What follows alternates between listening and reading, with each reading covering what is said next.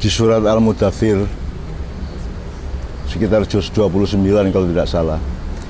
Itu Allah berfirman, wala tamnun tastaksir. Janganlah engkau memberikan sesuatu dengan pamrih untuk mendapatkan lebih banyak. Ya. Ini kan bisa kita proyeksi ke berbagai macam kemungkinan kejadian atau peristiwa ya gitu ya.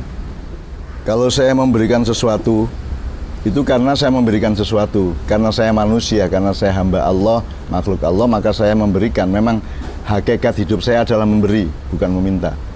Karena saya hamba Allah kan gitu. Setiap orang kemudian kalau memberikan, sekarang kita berbuat baik aja minta pahala Kak. Gitu kan. Dan dibiasakan oleh pemimpin-pemimpin kita untuk kalau berbuat baik kita minta pahala, sholat kita minta pahala. Jadi kita tuh minta laba terus kan gitu kan. Sementara Allah mengatakan wala tamnun tastaksir. Sebenarnya tidak berarti kita menolak pahala tuh. Tidak berarti kita menolak pamrih. Ya. Misalnya saya berbuat baik titik. Jadi saya tidak akan memberikan sesuatu dengan meminta balasan karena Allah pasti membalas. Karena saya beriman kepada Allah, maka saya selalu bawa iman itu bahwa Allah pasti akan memberikan reward gitu ya kepada saya gitu ya, balasan atau pahala itu enggak usah saya minta. Itu hukumnya Allah kok, pasti kok. Allah Maha berterima kasih kok. Allah itu asyakur. Allah itu Maha bersyukur. Jadi kalau saya nagih-nagih kepada Allah, berarti saya kan ada potensi tidak percaya kepada bahwa Allah itu Maha bersyukur kan gitu. Nah, saya enggak berani. Saya enggak berani untuk konangan bahwa saya itu meragukan kasih sayang dan kemurahan Allah gitu. Saya tidak mau. Jadi saya monggo-monggo saja. Saya monggo-monggo saja. Pokoknya saya berbuat baik sesuai dengan perintah Allah dan anjuran Allah. Kemudian saya yakin Allah nanti yang akan bagian membalas, bagian memberikan penghargaan, apresiasi, rezeki atau apapun saja, monggo-monggo aja gitu ya. Bahkan saya sampai kepada tingkat mengajarkan anak-anaknya, bahkan kalau kita diberi pahala, kita bersyukur. Kalau kita tidak dapat pahala juga bersyukur. Bahkan kita itu sampai ke tingkat yang mengerikan. Upamanya Allah mengizinkan, memperkenalkan kita masuk surga, kita ridho.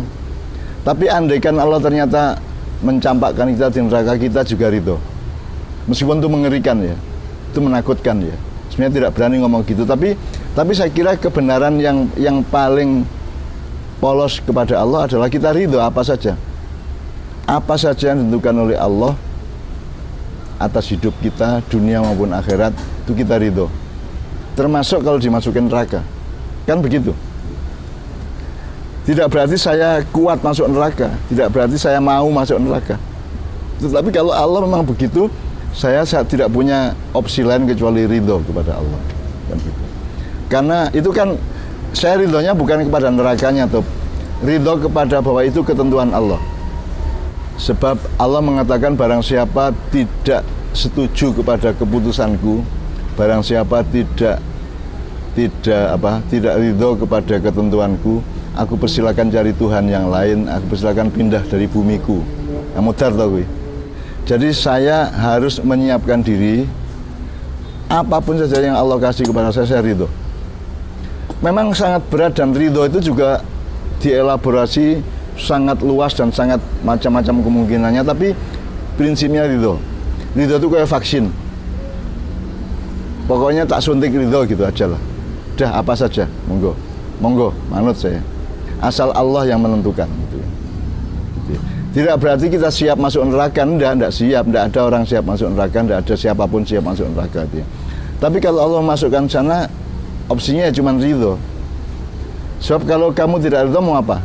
Marah, mau menolak, mencolot ke surga ya orang kodal ya, yang tidak akan bisa keluar dari loncat dari neraka juga tidak bisa, melarikan diri dari neraka juga tidak bisa. Jadi kalau sama Allah itu apa saja ridho opsinya gitu.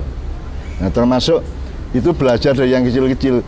Kalau saya ngasih uang kepada tukang becak, setiap hari Jumat, saya Jumatan selalu cegat tukang-tukang becak gitu ya. Itu saya sudah siapkan dari rumah bahwa nanti saya bagiin sekian gitu ya. itu saya 100% tidak akan pernah dan tidak mau berpikir bahwa itu saya akan mendapatkan balasan. Bahkan pun dari Allah, saya juga tidak mengharapkan. Karena prinsip sedekah kan sudah saya omongkan.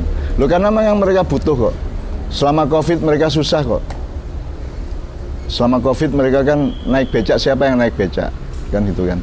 Jadi mereka betul-betul hampir tidak punya income, tidak punya pendapatan, sehingga itu sedekah itu berangkat dari kebutuhan mereka, bukan dari saya punya.